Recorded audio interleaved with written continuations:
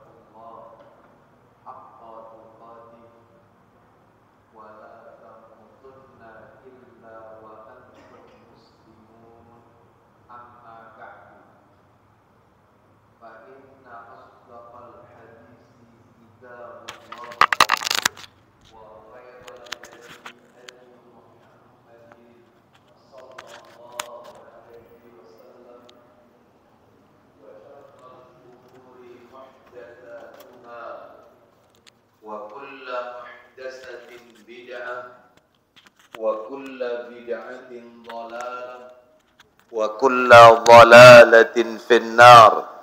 Ikhwan wa akhwati fillah, bapak-bapak, ibu-ibu, kaum muslimin dan muslimah, jamaah salat maghrib Masjid Al-Hikmah yang semoga dimuliakan oleh Allah Subhanahu wa ta'ala.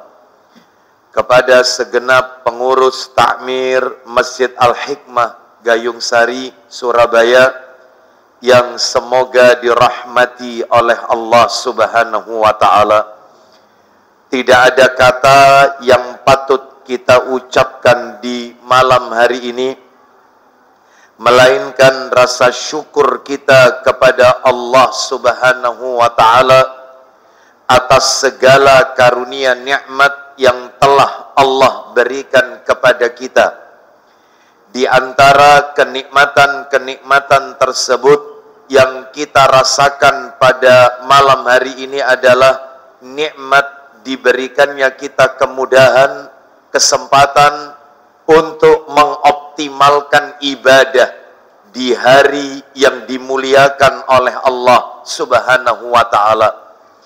Dengan terbenamnya matahari tadi sore sebagai pertanda masuknya waktu maghrib, kita malam hari ini telah memasuki Yaumul Jumu'ah, hari Jumat, hari di mana Nabi Adam alaihissalam diciptakan oleh Allah, hari di mana Nabi Adam alaihissalam dikeluarkan oleh Allah dari surga, hari di mana taubatnya Nabi Adam alaihissalam diterima oleh Allah, dan hari di mana Allah Subhanahu wa taala mewafatkan Nabi Adam alaihi salam. Hari di mana Allah jadikan hari itu sebagai salah satu nama surat dari surat-surat dalam Al-Qur'anul Karim, yaitu surat Al-Jumu'ah. Hari di mana seorang muslim yang wafat pada hari itu, maka kematiannya tercatat sebagai husnul khatimah dan terhindar dari fitnah kubur. Sebagaimana Nabi sallallahu alaihi wasallam bersabda, "Ma min muslimin yamutu yaumal jumu'ah aw lailatal jumu'ah illa waqahu Allahu fitnatal qabr." Tidak ada seorang muslim yang meninggal pada hari Jumat atau malam Jumat, melainkan ia dijaga oleh Allah, terpelihara dari fitnah kubur. Fitnah kubur maksudnya pertanyaan-pertanyaan kubur. Maka orang yang meninggal pada hari Jumat atau malam Jumat, dia memiliki keutamaan dari Allah, kenikmatan dari Allah Azza wa Jalla. Namun tentunya semua bergantung pada amal soleh yang ia lakukan semasa hidup di dunia. Mudah-mudahan Allah Subhanahu wa taala menjadikan seluruh amal ibadah yang kita lakukan pada malam hari ini, malam Jumat, dan esok hari Jumat, semuanya diterima dan diridhoi oleh Allah Subhanahu wa taala. Seperti membaca surat Al-Kahfi, memperbanyak membaca solawat kepada Nabi, termasuk memperbanyak doa kepada Allah di hari Jumat, khususnya ba'da sholat asar hingga menjelang matahari terbenam. Karena doa di saat itulah doa yang tidak tertolak. Begitulah sabda Nabi yang sahih. Mudah-mudahan doa-doa kita semuanya diterima oleh Allah dan dikabulkan oleh Allah Azza wa Jal. Bapak Ibu rahimani wa rahimakumullah, malam hari ini kita akan lanjutkan pembahasan kita. Seperti biasa, kajian kita di Kamis pekan yang pertama di Masjid Al-Hikmah. Materinya adalah ensiklopedi salat menurut Al-Quran dan As-Sunnah, menukil dari kitab yang ditulis oleh Syekh Dr. Said bin Ali bin Wahab Al-Qahtani hafizahullah ta'ala. Kitab yang berjudul Salatul Mu'min Mafhumun wa Fadail wa Adab wa Anwa wa Ahkam wa Kaifiyah fi Daw'il Kitabi was Sunnah. Baik, pada kajian kita terakhir bulan yang lalu, kita sudah masuk pada sifat sholat Nabi nomor 24 sampai 33, tapi belum tuntas. Jadi ada 10 hal yang akan kita bahas. Nomor 24 sampai 33. Apa itu? Nomor 24, sujud adalah rukun sholat. Sujud termasuk rukun sholat. Nomor 25-nya, hukum sujud di atas alas lantai atau penghalang seperti karpet, sajadah, dan lain-lain. Yang ke-26, cara turun sujud. Bagaimana tata cara turun dari berdiri iktidal menuju sujud. Ini nomor 26. 27, 7 anggota sujud yang harus kita tempelkan ke lantai saat sujud. Apa saja 7 itu? Nanti kita bahas. Yang ke-28, tata cara sujud sesuai sunnah. Yang ke-29, bacaan sujud. Yang ke-30, cara bangkit dari sujud menuju berdiri. Ini nomor 30. Nomor 31-nya memperbanyak doa ketika sujud. 32, larangan membaca Al-Quran ketika sujud. Nggak boleh baca Al-Quran ketika ruku maupun ketika sujud. Dan yang terakhir, yang ke-33, hukum berdoa dengan selain bahasa Arab ketika sholat. Jadi ketika sujud dia membaca doa-doa dengan bahasa Indonesia. Bagaimana hukumnya? Nanti kita akan bahas ini. Baik Bapak Ibu, kaum muslimin dan muslimah rahimani wa rahimakumullah. Jadi pembicaraan kita kurang lebih 10 poin seputar sujud Bapak Ibu. Kita bahas untuk mereview dari apa yang sudah kami sampaikan bulan yang lalu. Nomor 24 langsung, sujud adalah rukun sholat. Ya, sujud termasuk rukun sholat. Allah sebutkan dalam Al-Quran, saya yakin Bapak Ibu masih ingat, surat apa yang mendasarinya Bapak Ibu? Surat nomor 22, Al-Hajj ayat 77. Sujud termasuk rukun sholat. Itu ada dalam Al-Quran. Surat Al-Hajj ayat 77. Bahkan bukan hanya dalam Al-Quran Bapak Ibu, dalam hadis Nabi, terutama disebutkan dalam kitab Sahih Targhib wa Tarhib, riwayatnya Al-Bazzar, nomor hadis 539. Dari Abu Hurairah radhiyallahu an, dia berkata, Nabi sallallahu alaihi wasallam bersabda, as-salatu salasatu aslasin.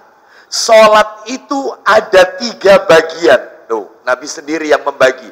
Salat itu dibagi 3. Pertama kata Nabi, at-tuhuru sulus.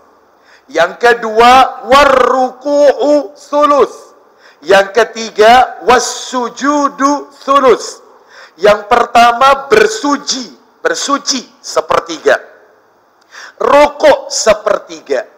Sujud sepertiga. Sepertiga kali 3 berarti 1 bagian. Rukuk, mohon maaf, toharo, maksudnya bersuci di sini, wudhu atau tayamum, termasuk rukuk dan sujud. Sujud masuk bagian. Sehingga kata Nabi, faman addaha bihaqqiha qubilat minhu wa qubila minhu sairu amali. Kata Nabi, barang siapa yang melaksanakan dengan memenuhi hak-haknya, maka diterima sholatnya. Wudhunya benar, rukuknya benar, sujudnya benar, diterima sholatnya.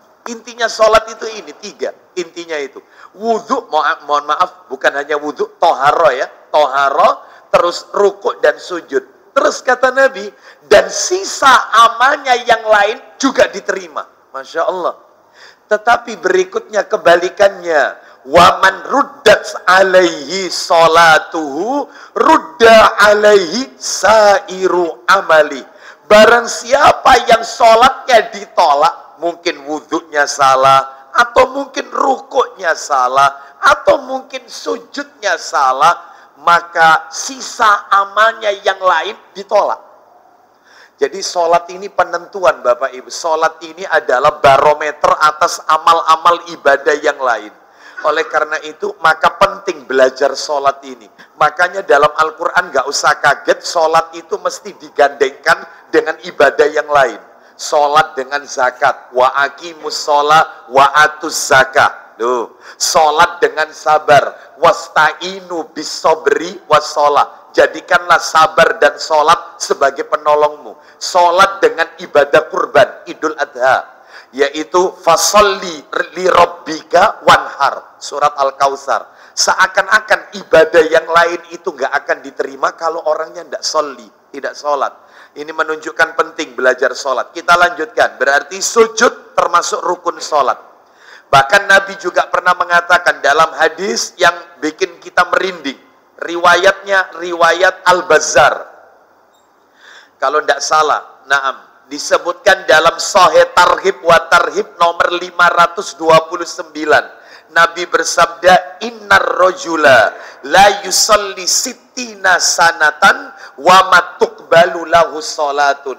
Sesungguhnya ada seseorang yang melakukan sholat selama 60 tahun, sholat 60 tahun, satu pun tidak diterima oleh Allah. Kenapa? La'allahu yutimmur ruku' wa la yutimmus sujud. Bisa jadi dia menyempurnakan ruku' tapi tidak menyempurnakan sujud. Wa yutimmus sujud wa la yutimmur ruku'.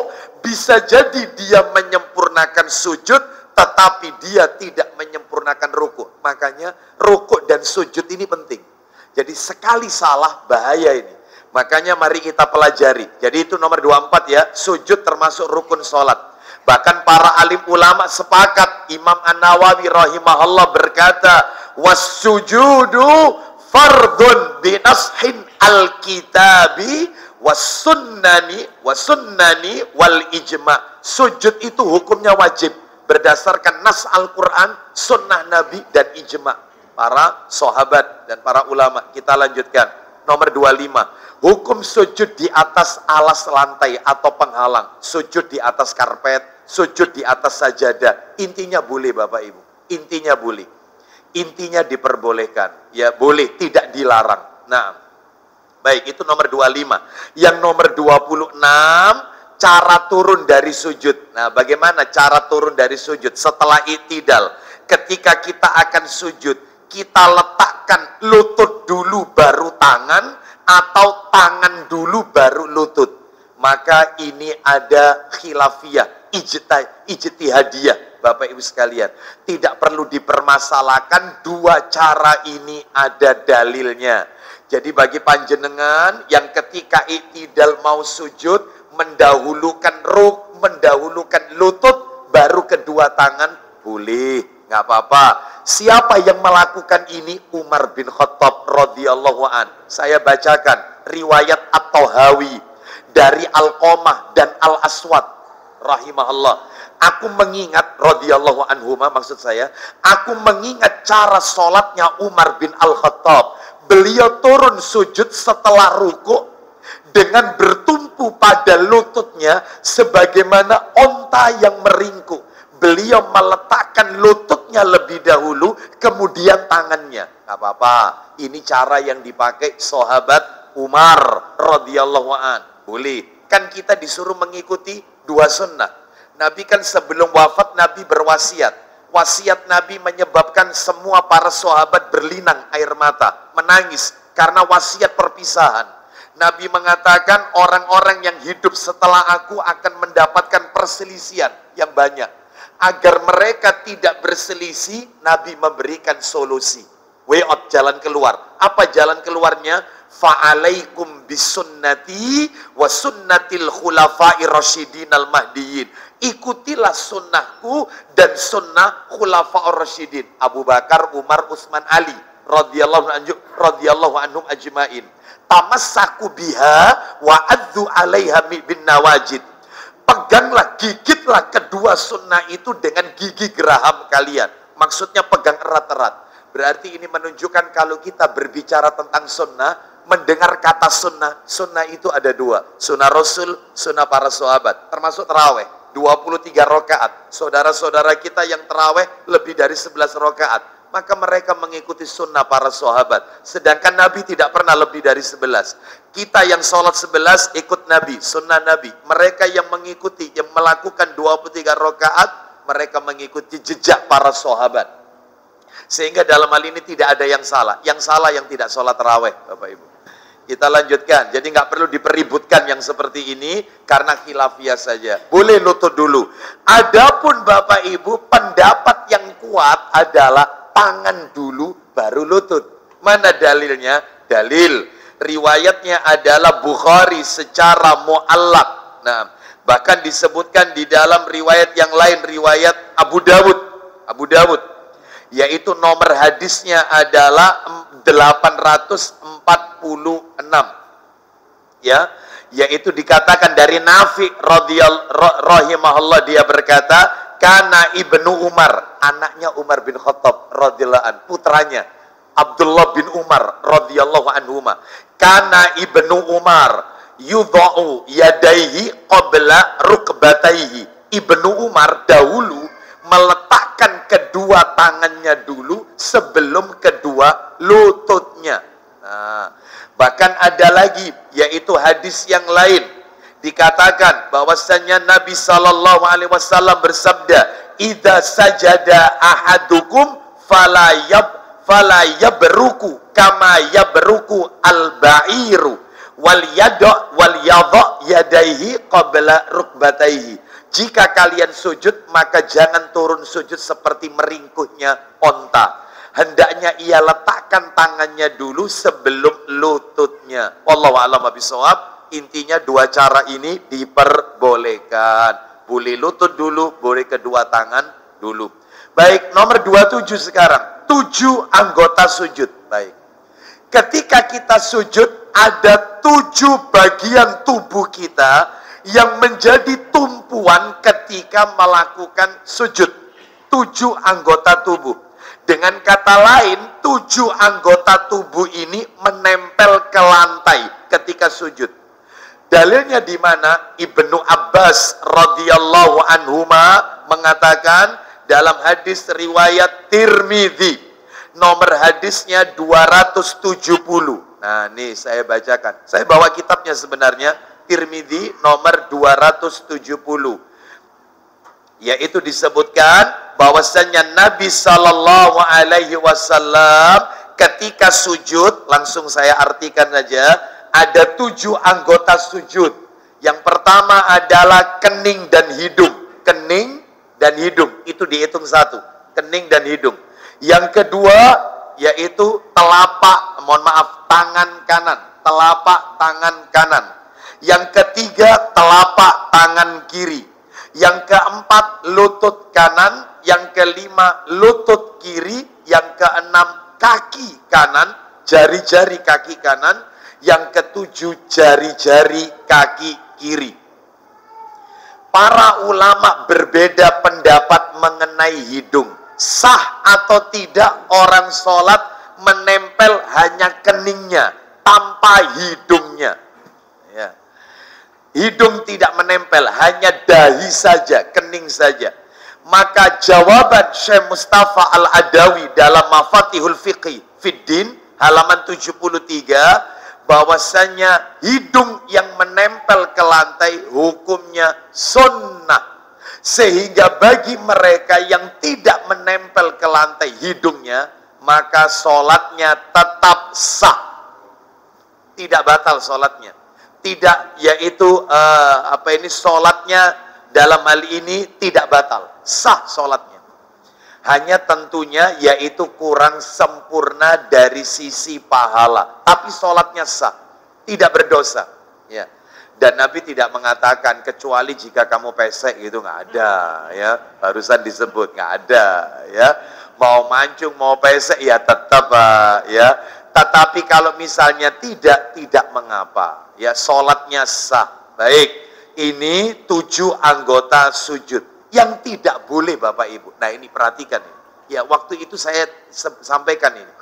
Tolong diperhatikan. Yang tidak boleh itu adalah 7 anggota tubuh ini tidak menempel ke lantai salah satunya, tetapi bertopang ke tubuh yang lain. Nah, itu nggak sah sholatnya. Batal. Nggak sah. Contoh.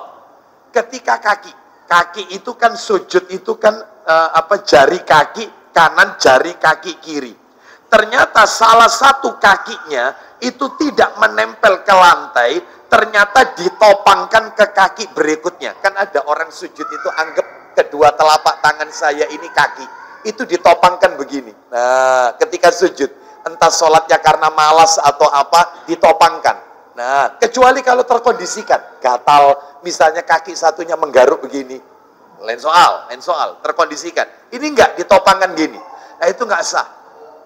Nggak sah, sholatnya tidak sah. Karena yang sah 7 anggota tubuh menempel. Itu, yang seperti itu diperhatikan. Atau misalnya tangannya ini dia sujud menempel pada tangannya. Jadi begini, saya pernah melihat orang seperti ini sholat waktu di Masjidil Haram. Jadi dia mungkin karena sempitnya ya, sehingga dia nggak bisa begini, sempitnya. Waktu Ramadan soalnya, rame-ramenya, krodit-kroditnya. Jadi tangannya itu begini, lalu dia itu sujud, nempel ke tangannya. Nah, ini nggak boleh. Ini nggak boleh ini. Sehingga paling tidak kasih sedikit sekalipun itu mepet betul. Nah, jadi ini tidak menopang ke telapak tangannya, dahinya. Nah, itu nggak boleh. Asal. Ya. Jadi 7 anggota ini nempel ke bumi, bukan menempel ke anggota badan kita yang lain.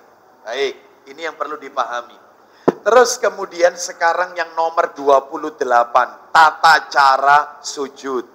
Bagaimana tata cara sujud berdasarkan dalil-dalil, diantaranya adalah 1, tata cara sujud. Ada 10 ini tata caranya. Tata cara sujud. Sujud yang benar ada 10. Yang pertama, kening dan hidung menempel ke lantai. Itu yang sempurna. Itu yang sempurna. Kalau hidung nggak nempel nggak apa-apa. Ini tadi sudah saya sampaikan. Yang sempurna, kening dan hidung menempel ke lantai. Baik, 1. Nomor 2, kedua tangan menempel ke lantai dan diletakkan sejajar dengan bahu. Bahu. Sejajar dengan bahu. Jadi ini kalau misalnya sujud, ini bahu, nah ini sejajar dengan bahu. Boleh seperti ini. Di mana dalilnya ini? Dalilnya adalah Tirmidzi nomor 270. Saya bacakan yang tadi kami sebutkan. Dari sahabat Abu Humaid As-Sa'idi radhiyallahu an. Dia berkata, annan nabiyya sallallahu alaihi wasallam kana idza sajada amkana anfahu wajabahatahu minal ardi. Oh, jelas sekali. Artinya adalah Nabi sallallahu alaihi wasallam ketika sujud menekan hidung dan dahi ke bumi, ditekan hidung dan dahi, ditekan ke bumi, menjauhkan dua tangan dari lambungnya, lambung dijauhkan, dan meletakkan dua telapak tangannya sejajar dengan dua bahu. Jadi boleh dua bahu. Boleh juga Nabi terkadang meletakkan kedua telapak tangannya setentang sejajar dengan kedua daun telinga. Boleh. Riwayatnya An-Nasai, nomornya 889. Jadi boleh seperti ini. Sujud, kedua telapak tangannya ini sejajar bahu, ini bahu. Ini riwayat Tirmidzi, boleh agak ke atas. Riwayat An-Nasai, agak atas. Nah ini, sejajar telinga. Boleh. Jadi silakan mau pilih riwayat yang mana? Tirmidzi atau An-Nasai. Dua-duanya sah, boleh diajarkan oleh Nabi. Boleh sejajar bahu, boleh sejajar daun telinga, kedua telinga. Terus yang ketiga, punggung lurus.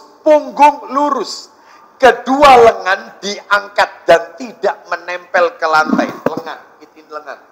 Gak boleh menempel. Sebagaimana layaknya anjing menselonjorkan kakinya. Gak boleh, harus diangkat. Dan lepas dari lambung.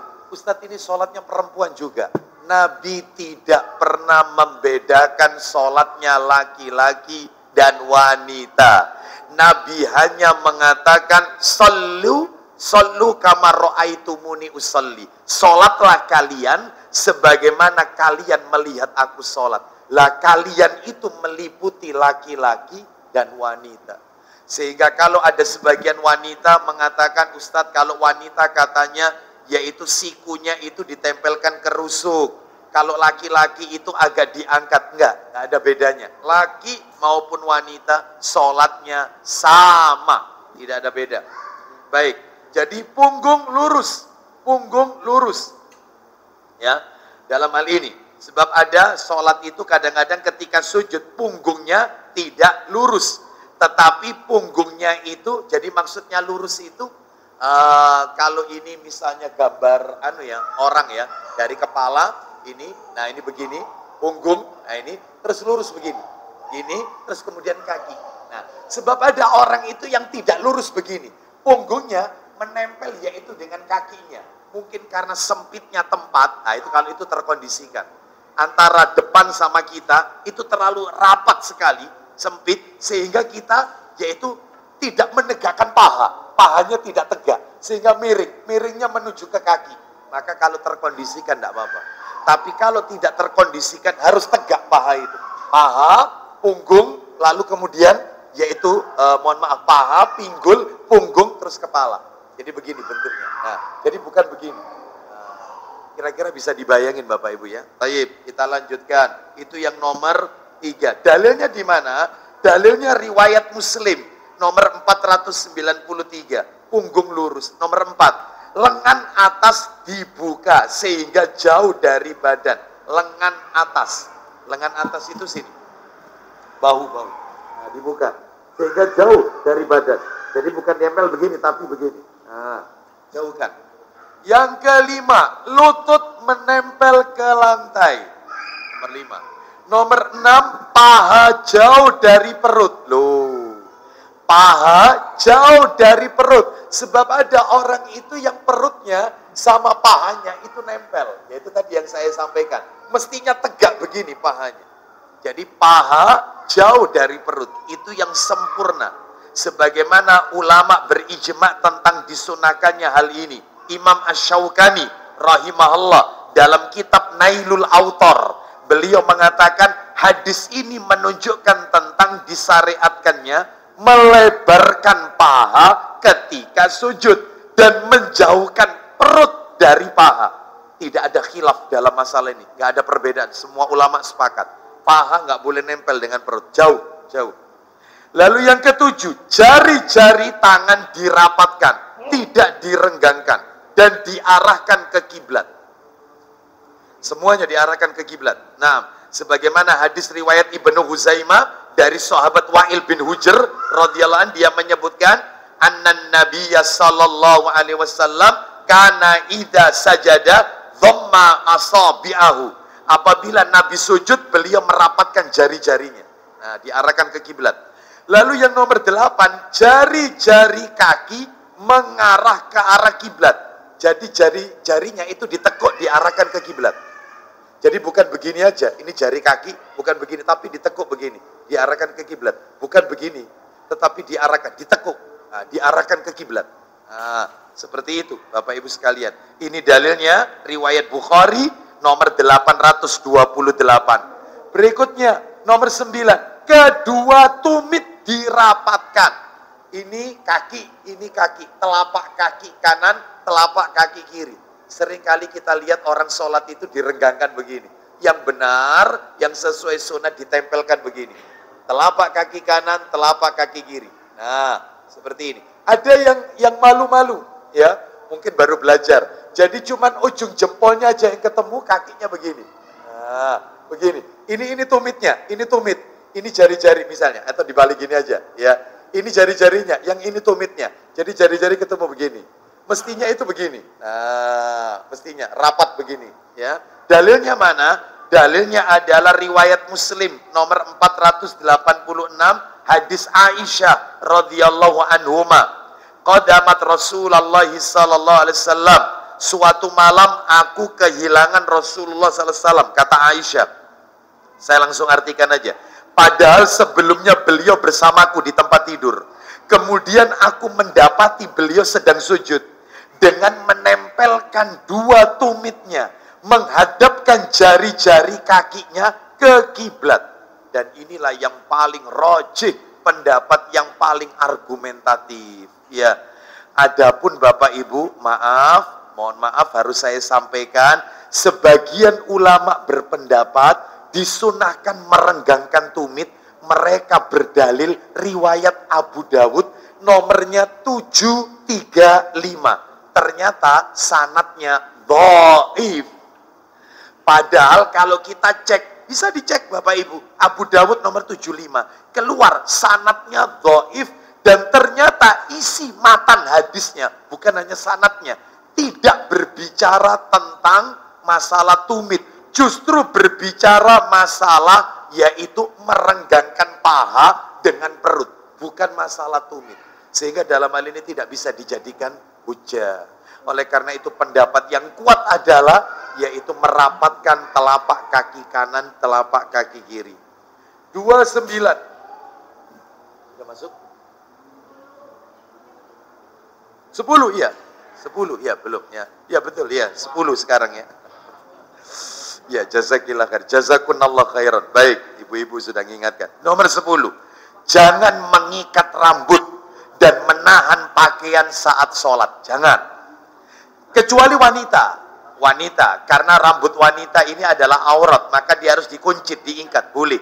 Tetapi bagi laki-laki yang rambutnya panjang, jangan mengikat. Bahkan jangan menahan pakaian. Menahan pakaian itu gini. Mungkin dia lupa. Habis wudhu lupa. Nah, diwengkes apa ini? Wengkes ya. Nah, itu. Sehingga ketika sholat dalam keadaan seperti ini, Ini nggak boleh. Atau mungkin dilipat bagus. Nggak boleh. Jangan. Biarkan aja. Biarkan aja. Kecuali kalau dari awal sudah lengan pendek. Beda lagi. Ya. Baik. Kalau lengan pendek masih diwekes juga. Waduh. Ya. Ini. Agak horor itu Bapak Ibu. Nah. Jadi dalilnya di mana? Bukhari nomornya 815. Saya bacakan. Jadi kata Nabi, orang itu kalau rambutnya dikuncit, maka seperti orang yang tangannya terbelenggu ke belakang. Nah, seperti itu. Termasuk mereka yang suka melipat daripada, yaitu lengan bajunya. Ustadz, ini bukan lengan baju Ustadz yang diwingkis, celananya Ustadz.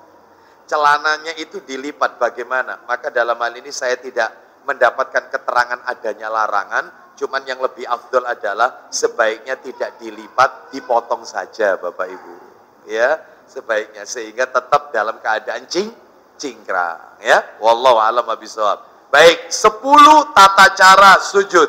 Sekarang masuk poin 29. Bacaan sujud.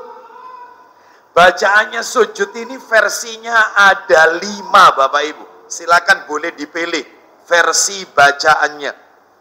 Ya. Versi yang pertama adalah riwayat Muslim. Dalam Sahih Muslim, agak panjang ini ya. Kayaknya Bapak Ibu mungkin jarang baca yang ini ya, karena panjang. Riwayat Muslim bacaannya begini. Nabi SAW ketika sujud membaca, silakan boleh dipilih bacaan yang ini. Allahumma laka, Sahih Muslim nomor 771. Allahumma laka sajadtu wabika amantu walaka aslamtu sajada wajhi lilladzi khalaqahu wa sawwarahu wa syaqqa sam'ahu wa basarahu tabarakallah ahsanul khaliqin. Nah itu. Jadi itu riwayat Muslim Bapak Ibu. Nah, masuk ya? Masuk Isa? Belum masuk Isa? Masuk ya? Baik, kita dengarkan dulu kumandang adzan Isa. Sallallahu ala nabiyyina wa ala alihi wasallam.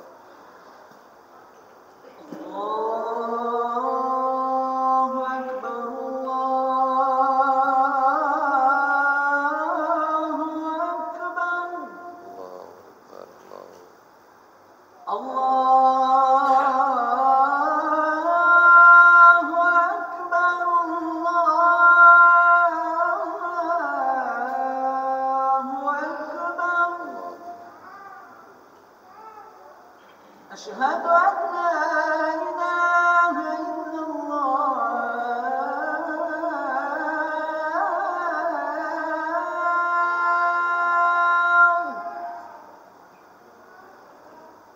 أشهد أن لا إله إلا الله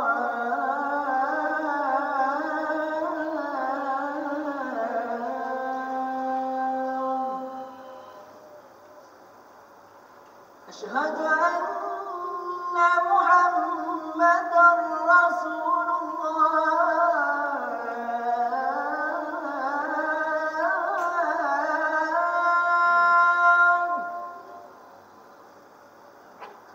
أشهد أن محمدا رسول الله